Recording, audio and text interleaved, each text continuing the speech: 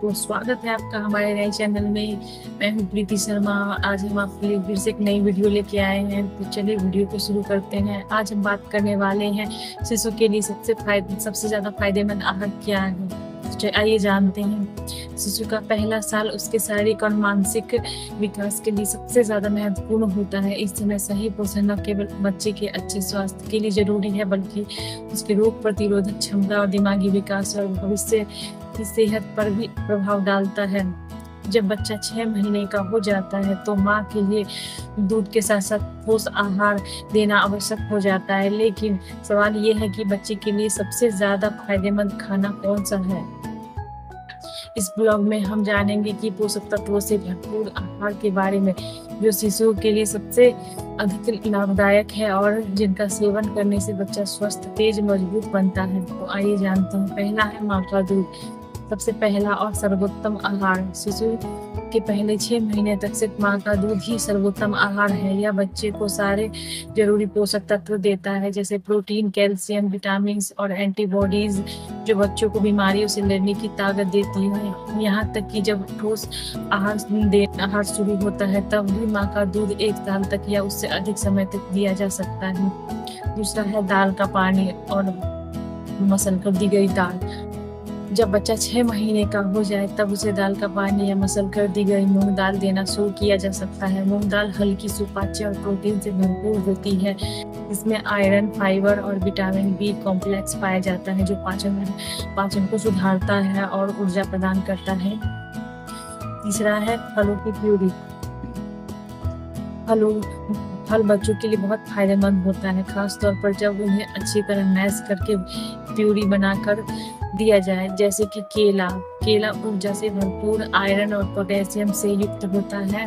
दूसरा है सेब एंटीऑक्सीडेंट से भरपूर होता है, जो कब्ज से राहत देता है।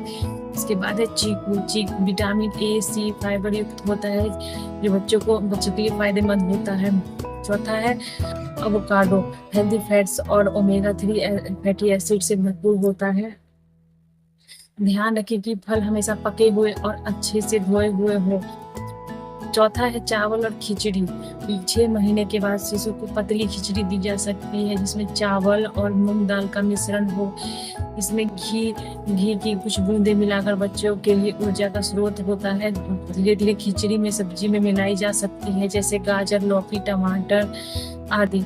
5वीं है सब्जियों की प्यूरी और सूप। हरी सब्जियां जैसे पालक, गाजर, लौकी, टमाटर आदि की प्यूरी या सूप बनाकर बच्चों को दी जा सकती है। उसमें उन्हें आयरन, विटामिन ए और सी, कैल्शियम जैसे पोषक तत्व मिलते हैं।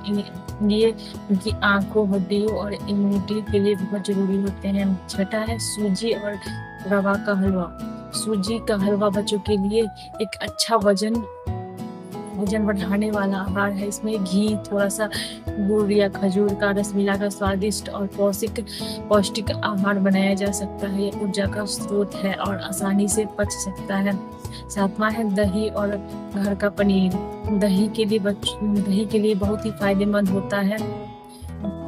इसमें प्रोबायोटिक्स होते हैं, जो पाचन में मदद करते हैं। साथ ही यह कैल्शियम और प्रोटीन का अच्छा स्रोत होता है। 8 से 9 महीने के बाद घर का बना ताजा पनीर धीरे धीरे बच्चों को दिया जा सकता है। उसके बाद 8वां है अंडा। अगर बच्चा को एलर्जी ना हो तो, अगर बच्चा अंडे से एलर्जिक है तो 8 महीने के बाद उबला हुआ अंडे का जर्दा दिया जा सकता है। धीरे धीरे सफेद हिस्सा भी शामिल किया जा सकता है। अंडा प्रोटीन और ओमेगा 3 फैटी एसिड से समृद्ध स्रोत है, जो दिमागी विकास के लिए सहायक होती है।